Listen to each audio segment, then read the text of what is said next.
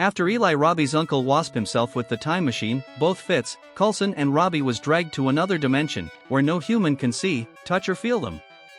The Ghost Rider inside Robbie begins to fight with Robbie because Robbie's body is no longer existing. Robbie starts to freeze up from his inside, while May speaks to Mark on ways they can help Coulson, Dr. Fitz, and Robbie to come back to the land of the living. May brings out the Darkhold book, which contains the secrets powers of the universe. This book can corrupt a man. The information in the book can't be comprehended by a human mind. When Dr. Radcliffe tries to read the book, he felt like the book was damning his soul. The information he was getting was too much. He had to close the book immediately. Just shortly after that, Dr. Fitz figured out that since Ida is a robotic android which was built away from government supervision by Dr. Radcliffe and himself, Ida can handle a quadrillion function because her mind can't be corrupted. So she's a perfect fit, but Coulson argue with Fitz that he jeopardized the laws of the state. Building a robot without the authority supervision is prohibited, but Fitz tries to explain since Coulson had to step down as the director of S.H.I.E.L.D., he has no obligation to involve him in the matter. Now Robbie was still fighting with his demon. The Ghost Rider inside of Robbie had to leave his body and straight into Mark's body, possessing him, while he controls Mark to go fight off the bad guys. Mark jumps on a bike then drives off from the plan. Daisy has no option but to follow him. Now Daisy jumps into Robbie's car as she goes after Mark. Robbie, see an opportunity to exact his own revenge, follows Daisy in his car, while of course Daisy can't see him.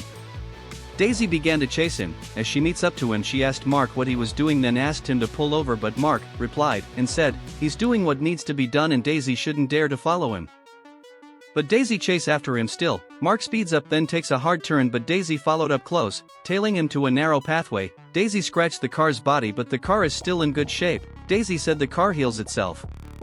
Not until she came to a roadblock, but Mark found his way through. Daisy was about giving up, while Robbie was telling her to follow the left, but she can't hear him, as she tries listening to radio to know where Mark went. Just know that the car Daisy was driving is Robbie's car, so when Robbie keeps telling Daisy to drive and she couldn't hear him, he then hit the car out of frustration. Daisy sensed Robbie as the car reacted to Robbie's hit. She then calls out his name as she then takes the left to the other route before she could catch up Mark.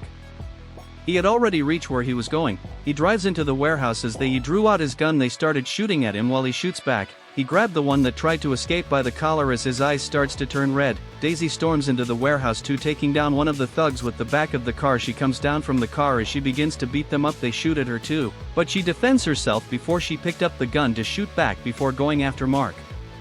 Robbie had already gotten to Mark as Mark was the only one who can actually see Robbie, so Robbie tries to negotiate with the Ghost Rider inside of Mark. This is the first time the Ghost Rider had a face-to-face conversation with Robbie, saying he's been a voice in Robbie's head for many years, but Robbie says they had an agreement for revenge. Robbie finally convinced the Ghost Rider to give him a second chance to finish what they started, but the Ghost Rider says there is no we, says there.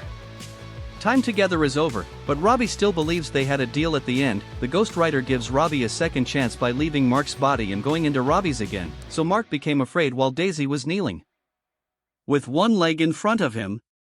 Now Ida already started reading the Darkhold book, processing every information, the knowledge of the universe piercing through her eyes like a two-headed sword. She's almost ready to understand how to build a portal between dimensions, a portal capable of connecting the abstract world and the physical world.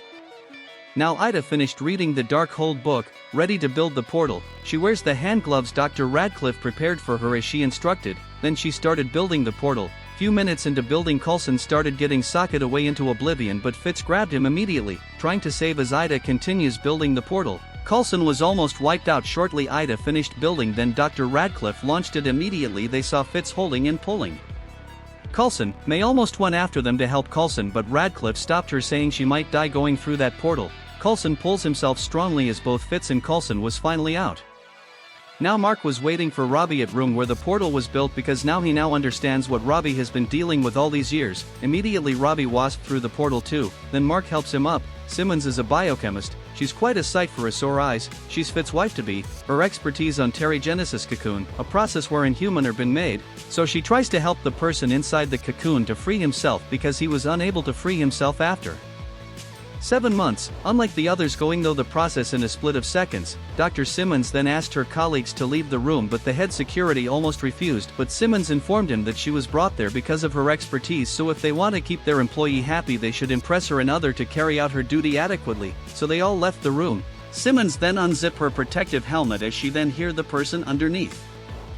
The status heartbeat. She knew that the person was nervous, so she tries to calm him down. Shortly as began to calm his nerves, the heart rate begins to reduce, the cocoon starts breaking from the back.